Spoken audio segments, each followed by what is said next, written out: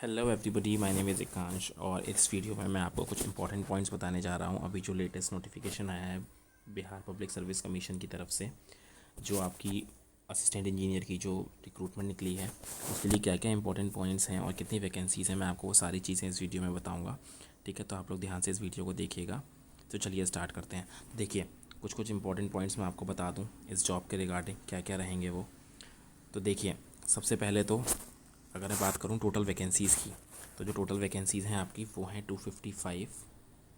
ठीक है, 3 ब्रांचेस को इसमें लिया गया है इन्होंने। एक तो लिया गया है मैकेनिकल को, एक लिया गया है आपकी सिविल को, और एक लिया गया है आपकी इलेक्ट्रिकल को। ठीक है, अब कितनी कितनी वैकेंसी हैं टोटल ये भी मैं आपको बता देता हूँ। कि देखिए, जो मैकेनिकल की जो टोटल वैकेंसीज़ हैं आपकी इस 255 में से, वो आपकी थोड़ी सिविल से जो है थोड़ी सी कम है वो। ठीक है, तो अब जैसे सिविल की जो वैकेंसीज़ हैं टोटल वो हैं आपकी 192, इलेक्ट्रिकल की सिर्फ 2 हैं। तो और बाकी जितनी भी बची हुई हैं आपकी, वो आपकी हो जाती हैं 61, वो हैं आपकी मैकेनिकल की। तो ये इन्होंने डिवीज़न किया हुआ है वैकेंसीज़ का। ठीक है, तो इन सभी बातों को आपको ध्यान रखना है। तो सिविल की 192, मैकेनिकल की 61 और इलेक्ट्रिकल की 2, तो ये है 255 वैकेंसीज़ पे। ठीक है, अगला पॉइंट, ऑनलाइन एप्लीकेशन जो स्टार्ट हुआ है वो 4 मई से स्टार्ट हुआ है और वो आपका चलेगा 18 मई तक। ठीक है, ये आप याद, कुछ डेट्स मैं आपको बता देता हूँ अभी, जो कि आपकी काफ़ी ज़्यादा इंपॉर्टेंट रहेंगी। जैसे कि सबसे पहले आज 4 मई से आपका रिक्रूटमेंट स्टार्ट हुआ है। ठीक, और ये आपका चलेगा 18 मई से 18 मई तक। 18 मई तक आप इसको अप्लाई कर पाएंगे। सेकेंड, आपकी जो पेमेंट लास्ट डेट आनी चाहिए पेमेंट के लिए, वो आपकी आनी चाहिए। देखिए, पेमेंट रिसीव करने की जो लास्ट डेट है वो है 25 मई तक। ठीक, और फाइनल फॉर्म जो आप सबमिट करेंगे वो आप करेंगे 2 जून तक। 2 जून तक आपका ये फाइनल हो जाना चाहिए पेमेंट, फाइनल। ठीक है, ये 3 चीज़ें आपको बहुत इंपॉर्टेंट याद रखनी है। इसलिए मैं आपको किसी भी ऐसी जगह पे नहीं लेके जा रहा कोई भी नोटिफिकेशन जिससे आपको कन्फ्यूजन हो। मैं आपको वही चीज़ें बता रहा हूँ जो आपके लिए जानना बहुत ज़रूरी है। ठीक है, दूसरा, अब फॉर्म रिसिप्ट की जो लास्ट डेट है वो आपकी है 10 जून 2020 तक।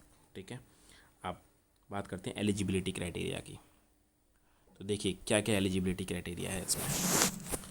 देखिए, सबसे पहले तो अगर मैं बात करूं तो आपको बीई या बीटेक, ठीक है ना, बैचलर इन इंजीनियरिंग और बैचलर इन टेक्नोलॉजी, इनमें आपकी डिग्री होनी चाहिए। कौन कौन सी ट्रेड मैंने आपको बताई हैं?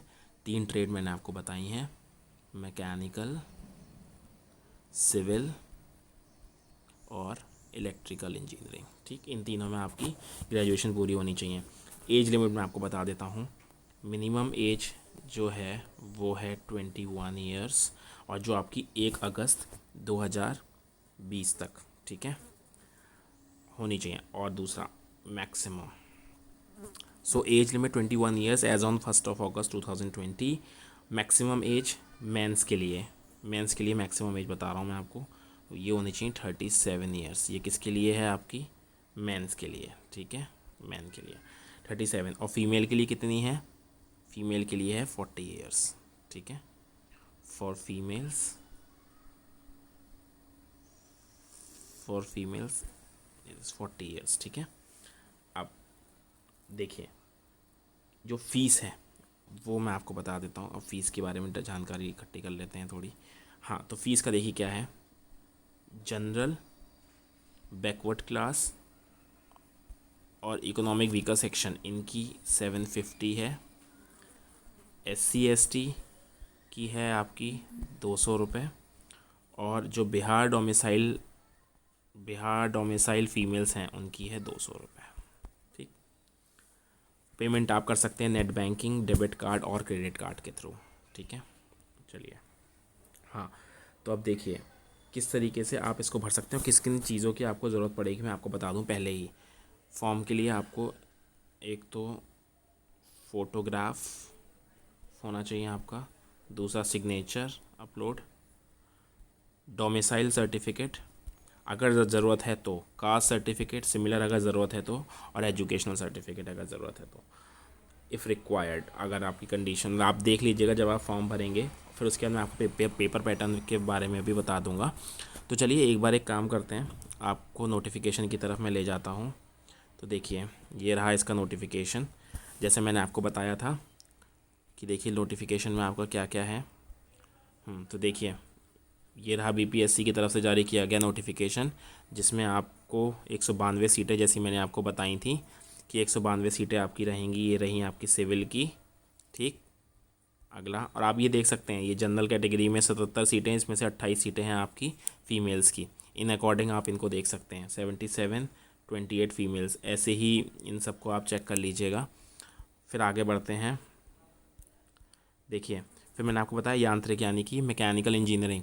मैकेनिकल इंजीनियरिंग की जो टोटल नंबर ऑफ़ वैकेंसीज़ हैं मैंने आपको बताया था 61 है, और देखिए यहाँ पे 61, ये रही 61, 20 हैं जिसमें से फ़ीमेल्स की। अगला मैंने आपको क्या बताया इलेक्ट्रिकल का, देखिए इलेक्ट्रिकल ये रहा, ये है आपका इलेक्ट्रिकल, टोटल 2 सीट्स हैं सिर्फ। ठीक है, फीमेल्स की इसमें से कोई भी सीट नहीं है, सिर्फ और सिर्फ आपकी जनरल कैटेगरी की एक सीट है और एक आपका अत्यंत पिछड़ा वर्ग, इनकी एक सीट है। ठीक, तो ये तो हो गई बात वैकेंसीज़ की। देखिए और मैंने आपको क्या बताया था इंपॉर्टेंट, हाँ मैंने अभी आपको, हाँ जो पे स्केल है आपका वो है लेवल 9 का, जो कि काफ़ी अच्छा पे स्केल है। ठीक है, एज मैंने आपको देखिए बताई थी 21, ये रहा 21 साल, यहाँ पे 1 अगस्त 2019 को न्यूनतम 21 साल होनी चाहिए। ठीक है, और 37 साल आपकी होनी चाहिए पिछड़े वर्ग के लिए, पुरुष के लिए, और जो 40 साल मैंने आपको बताया वो आपका होना चाहिए जो आपकी फ़ीमेल्स हैं उनकी 40 साल मैंने आपको बताया था, और जो अनुसूचित जनजाति के पुरुष और फीमेल्स हैं उनका होना चाहिए 42 साल। ठीक है, अब अगला जो मैंने आपको डेट्स बताई थी कुछ इंपॉर्टेंट, वो डेट्स आप यहाँ पे भी देख सकते हैं।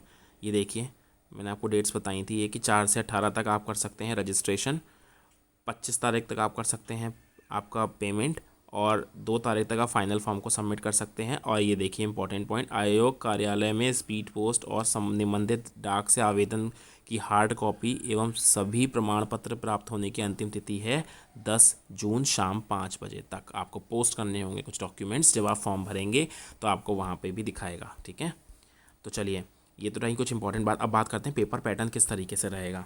तो देखिए पेपर पैटर्न आपका कुछ इस तरीके से रहेगा इस एग्ज़ाम में।